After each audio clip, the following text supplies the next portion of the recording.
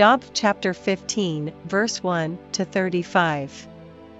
Then answered Eliphaz the Temanite, and said, Should a wise man utter vain knowledge, and fill his belly with the east wind?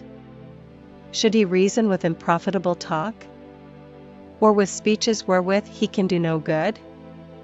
Yea, thou castest off fear, and restrainest prayer before God.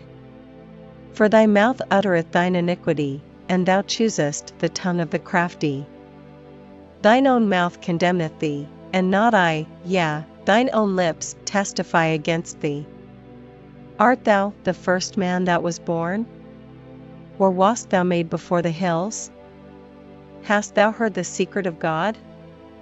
And dost thou restrain wisdom to thyself? What knowest thou, that we know not? What understandest thou, which is not in us? With us are both the grey-headed and very aged men, much elder than thy father.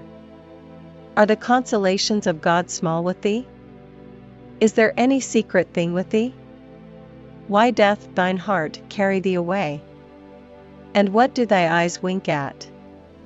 That thou turnest thy spirit against God, and lettest such words go out of thy mouth? What is man, that he should be clean?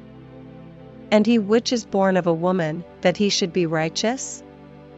Behold, he putteth no trust in his saints, yea, the heavens are not clean in his sight. How much more abominable and filthy is man, which drinketh iniquity like water?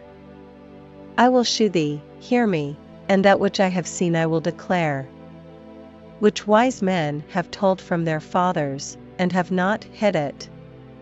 Unto whom alone the earth was given, and no stranger passed among them. The wicked man travelleth with pain all his days, and the number of years is hidden to the oppressor. A dreadful sound is in his ears, in prosperity the destroyer shall come upon him.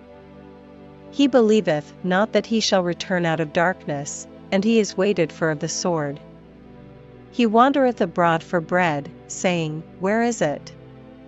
He knoweth that the day of darkness is ready at his hand. Trouble and anguish shall make him afraid, they shall prevail against him, as a king ready to the battle. For he stretcheth out his hand against God, and strengtheneth himself against the Almighty. He runneth upon him, even on his neck, upon the thick bosses of his bucklers. Because he covereth his face with his fatness, and mocketh collops of fat on his flanks. And he dwelleth in desolate cities, and in houses which no man inhabiteth, which are ready to become heaps. He shall not be rich, neither shall his substance continue, neither shall he prolong the perfection thereof upon the earth. He shall not depart out of darkness, the flame shall dry up his branches, and by the breath of his mouth shall he go away. Let not him that is deceived trust in vanity, for vanity shall be his recompense. It shall be accomplished before his time, and his branch shall not be green. He shall shake off his unripe grape as the vine, and shall cast off his flower as the olive.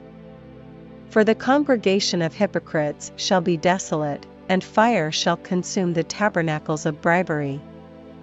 They conceive mischief, and bring forth vanity, and their belly prepareth deceit.